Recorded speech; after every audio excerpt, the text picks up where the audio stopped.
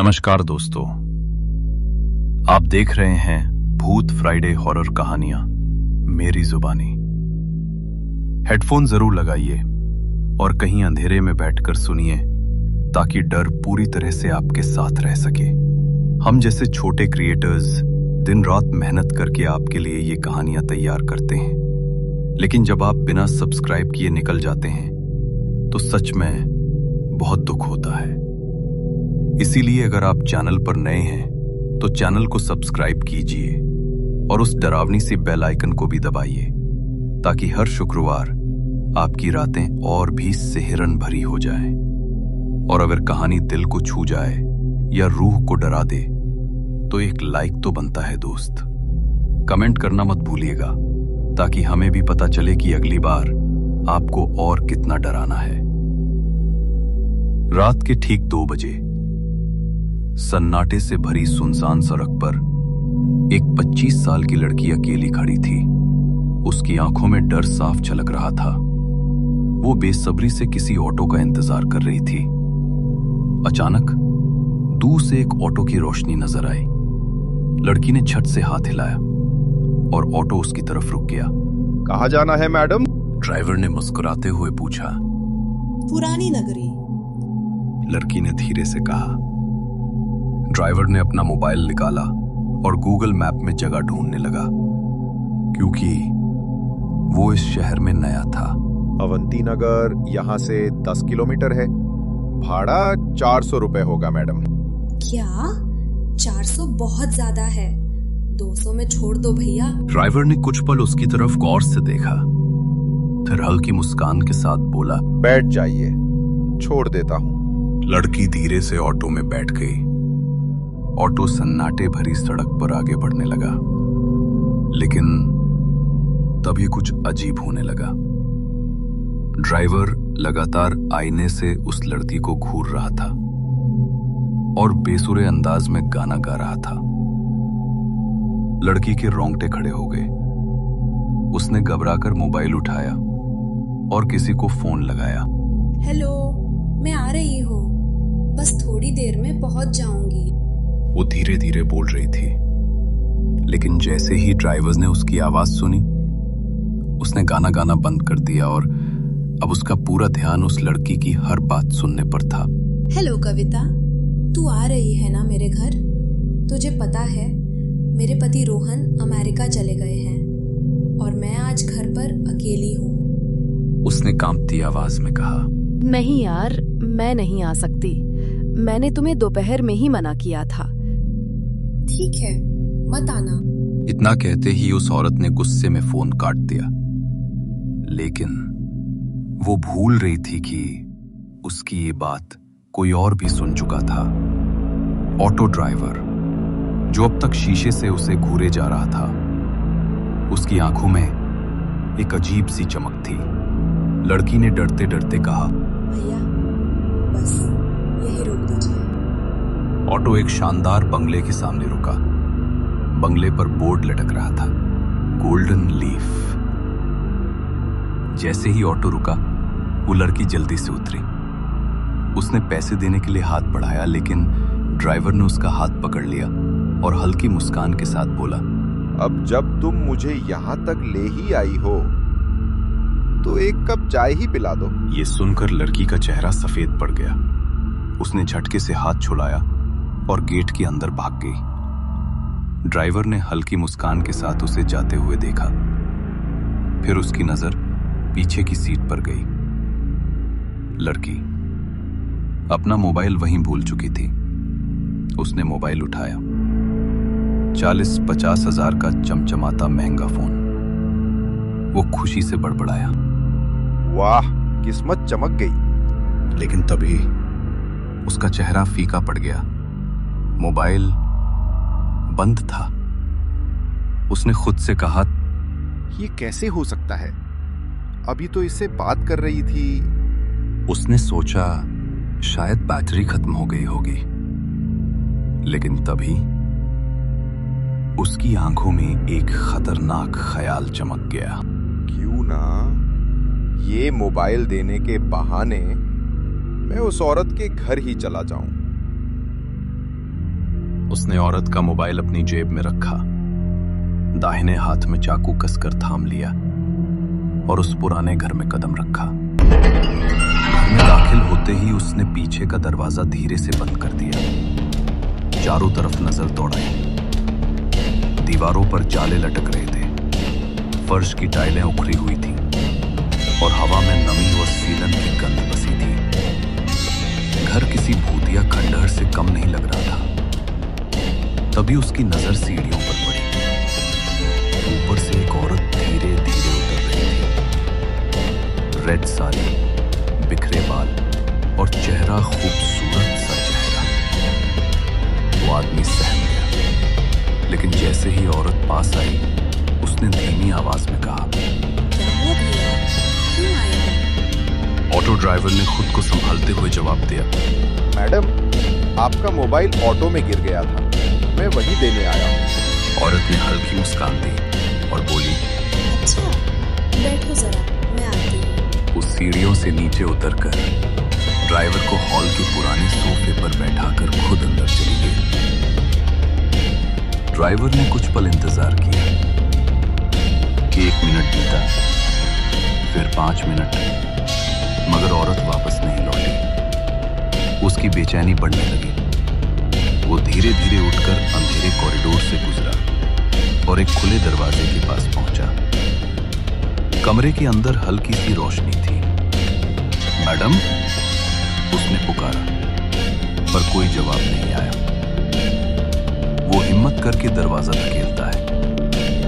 तुरंत उसकी नाक में सड़े हुए मांस की तीखी गंध भर जाती है। उसने हाथ से नाक दबाई और अंदर झांका। कमरे का नजारा देखकर उसका खून जम गया। दीवारों पर काले धब्बे थे।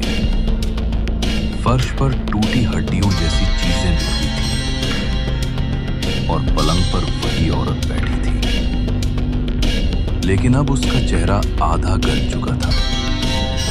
आंखों की जगह सिर्फ गड्ढे थे। वो आदमी पूरी तरह कांपने लगा। ऑटो ड्राइवर जैसे ही पलटा, औरत ने झट से बेडरूम का दरवाजा बंद कर दिया और बाहर से कुंडी जांच कर दी। उसने महसूस कर लिया कि अब वो फंस चुका है। दरवाजा बाहर से बंद था। उसने दरवाजा पीट पीट कर जोर जोर से चिल्लाना शुरू कर दिया, मैडम, दरवाजा खोलिए। मैडम, मैं आपका पैर पकड़ता हूँ, मुझे निकाल लो। मुझसे गलती हो गई, मुझको माफ कर दीजिए। पर कमरे के बाहर सन्नाटा था। कोई जवाब नहीं आया। दरवाजे की लकड़ी थप्पड़ खा खा कर उसके हाथों को जख्मी करने लगी और अंततः वह थक कर रुक गया। वह दाईं ओर देखा। अब बेड के बगल में उसके अपने जैसे ही यूनिफॉर्म में लाशें पड़ी थीं।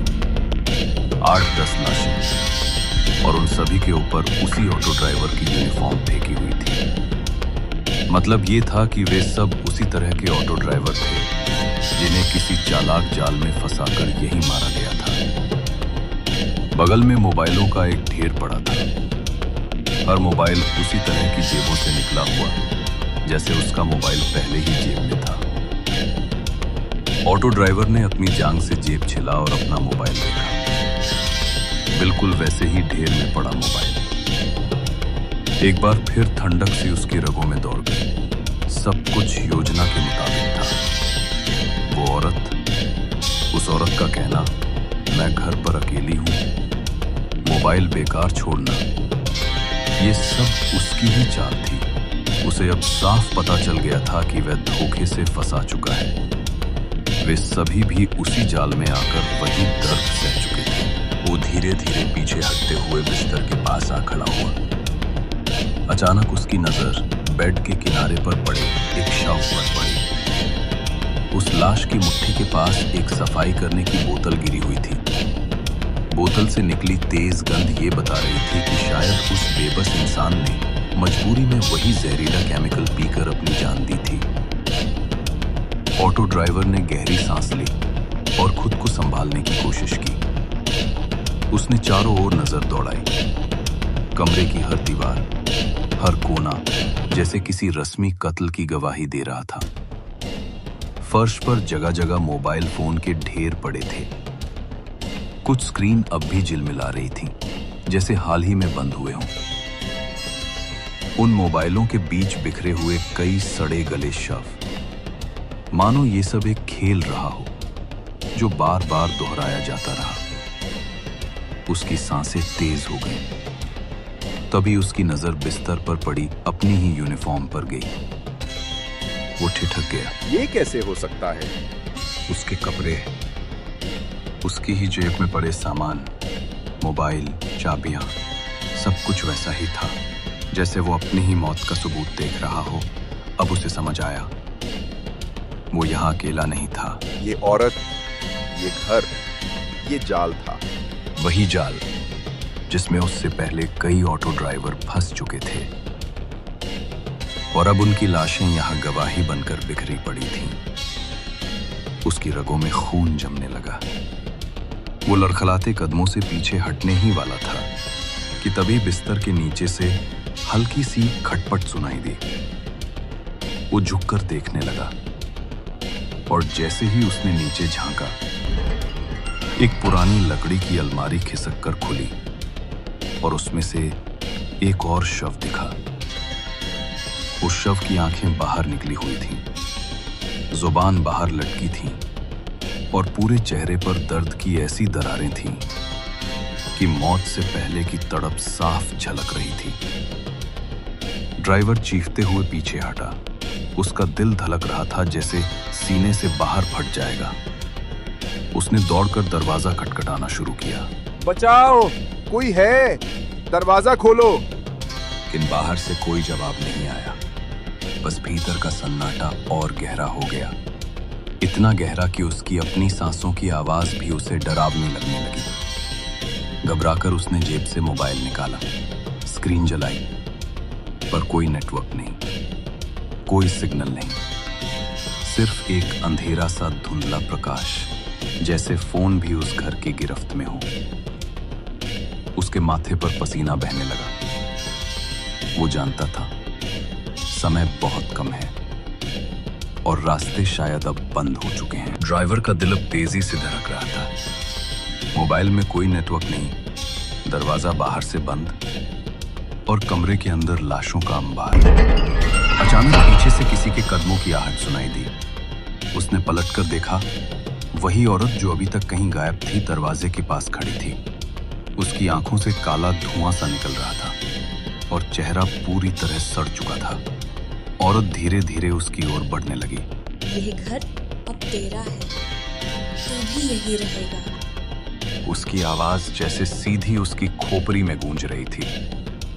ड्राइवर बुरी तरह काम गया। उसके पैरों के नीचे से कुछ खिसका। वो वही सफाई वाला केमिकल था। उसने झट से बोतल उठाई और पूरी ताकत से औरत की तरफ फेंक दी। बोतल उसके चेहरे पर जा टकराई और जमीन पर टूट गई। जहरीला तरल और धुआं फैलते ही औरत चीख मारकर पीछे हट गई। उसकी चीख इतनी भयानक थी कि खिड़कियों के शीशे चटक गए। इसी अफरा तफरी में दरवाजे का कुंडा अचानक खुल गया। ड्राइवर बिना देर किए दौड़ पड़ा। वो सीढ़ियों से गिरता पड़ता नीचे उतरा और पुराने दरवाजे को पूरी ताकत से धक्का देकर बाहर भागा। बाहर की हवा जैसे किसी नई जिंदगी का एहसास दे रही थी। वो अंधेरी गली में भागता चला गया। पीछे पलटकर देखने की हिम्मत तक नहीं हुई। घर अब भी वही था, वीरान, शांत, लेकिन उसकी दीवारों के भीतर से धीमी सी औरत की हंसी गूंज रही थी, मानो कह रही हो तू बच गया, लेकिन अगली बार कोई और आएगा।